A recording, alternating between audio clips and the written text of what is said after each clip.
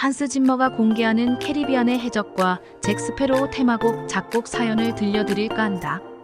캐리비안의 해적 배경음악은 한스 짐머의 출중한 작곡 능력을 발휘해준 대표작 중 하나이다. 짐머는 이 작품의 배경음악 작곡 일화에 대한 숨겨진 세부사항에 대한 흥미로운 일화가 공개됐다. 2024년 4월 공개됐던 음악 다큐멘터리 한스 짐머. 할리우드 반항은 짐머의 음악 경력을 자세히 살펴보고 있다.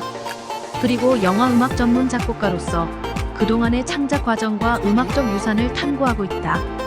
짐머는 라이온 킹을 필두로 해서 글래디에이터, 다빈치 코드, 듄 시리즈 등 여러 상징적인 영화 음악을 창작해냈다.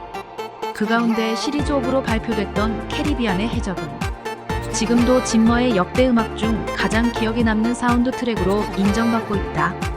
한스 짐머 할리우드 반항에서 가장 눈에 띄는 항목은 짐머는 처음 해적에 관한 영화가 특별한 호응을 받지 못할 것이라고 판단해서 사운드 트랙 작곡 제안을 거절했다고 한다. 하지만 짐머는 제작자 제리 브루카이머와 고어 버빈스키 감독의 간곡한 부탁을 받고 캐리비안의 해적 블랙펄의 저주에 촬영된 필름을 시사하게 됐다고 한다. 개봉을 3주밖에 남겨두지 않은 급박한 상황이었다. 짐머는 해적 잭 스페로우, 맑고 투명한 카리브 해안의 풍경, 사악한 해적 캡틴 바르보사, 해적선 블랙펄 그리고 총독의 미모의 딸 엘리자베스 스완이 펼쳐놓는 해양 모험극의 단번에 빠져버리게 된다. 짐머는 배경음악을 하나로 묶어주는 세부사항을 단 하룻밤 만에 구상을 끝낸 뒤 일사천리로 캐리비안의 해적의 주요 주제곡을 작곡해 나갔다고 한다. 트랙 중 드렁큰 왈츠는 해적 잭 스페로우가 술에 취해 땅을 불안정하게 걷고 있는 풍경을 들려주고 있는 곡이다. 대표 주제곡이라고 할 수 있는 잭 스페로우는 잭이 영화에서 활약하는 움직임을 격려해주고 있는 리듬이다. 조니 뎁은 뺏긴 블랙 펄호를 되찾고 무시무시한 저주를 받아 해골 형태로 살아가고 있는 바르보사와 그의 부하들을 제압해 나가는 영웅담을 탁월하게 열연해주고 있다. 조니 뎁의 활약상은 짐머가 캐리비안의 해적 음악을 순조롭게 창작할 수 있는 중요한 자료를 제공한다고 합니다. 잭 스페로우가 극중 끊임없이 술에 취한 듯한 움직임을 보여주고 있는 것은 짐머가 드렁큰 왈츠로 표현해주고 있다. 짐머는 이 트랙에 대해 잭 스페로우의 캐리비안 해적 테마라는 애칭을 붙여주고 있다. 캐리비안의 해적에서 조니 뎁 캐릭터를 묘사한 테마는 간단히 잭 스페로우이다. 음악적으로 4분의 3박자로 진행되어 왈츠 형식의 선율로 인정받는다.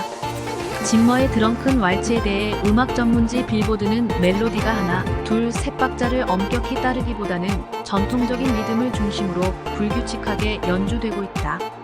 음표 사이의 주기적인 슬라이드가 곡 전체에 걸쳐 일관되지 않게 발생하여 해적 잭 스페로우라는 캐릭터의 독특한 움직임을 선명하게 떠올려주고 있다는 리뷰를 게재하고 있다.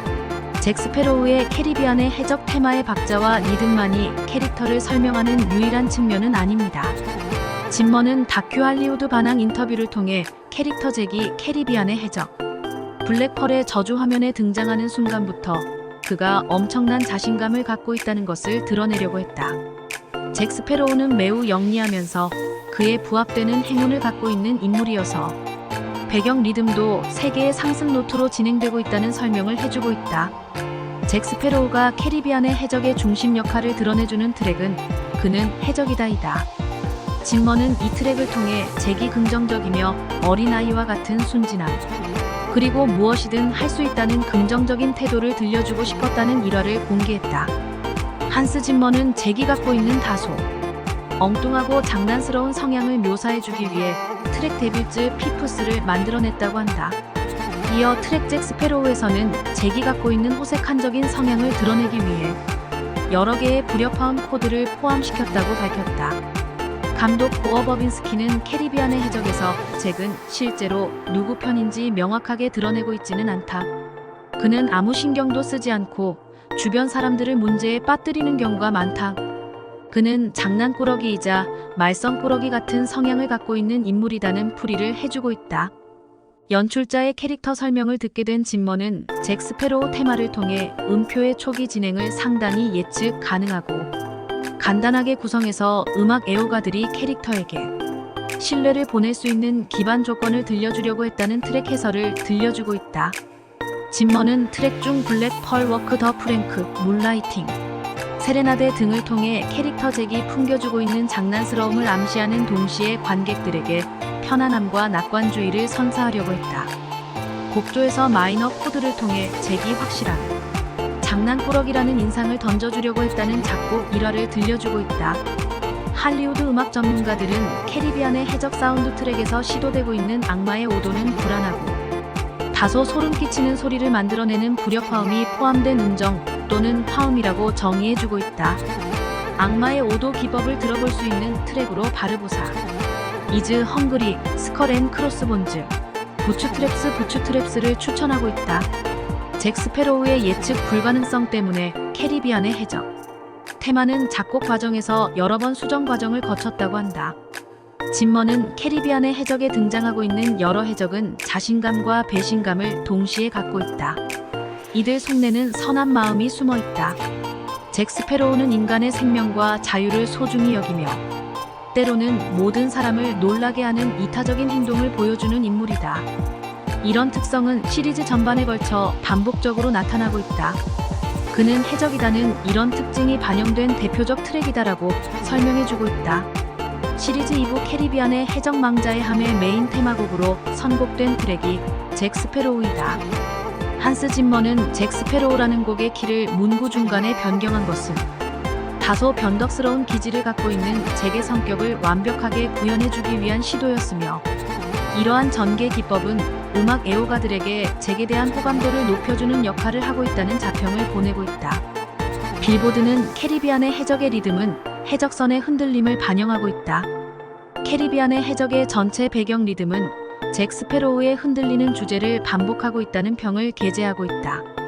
한스 짐머는 2003년부터 공개된 캐리비안의 해적 시리즈의 배경음악에는 낙관주의, 장난꾸러기, 예측 불가능성 사이의 순환을 계속해서 들려주고 있다. 메인 테마인 그는 해적이다는 잭 스페로우에서 들려오는 울퉁불퉁한 왈츠를 제외하고 동일한 곡조와 일련의 음표를 빠르고 드라마틱하게 반복하고 있다.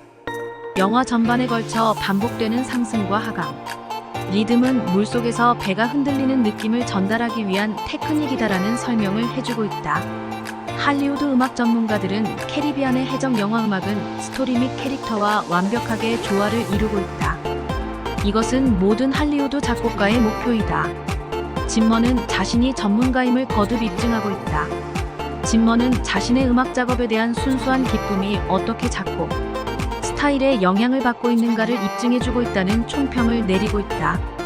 다큐 한스 짐머 할리우드 반항을 통해 짐머는 영리하기보다는 매우 재미있는 음악이라는 결론을 제시하고 있다.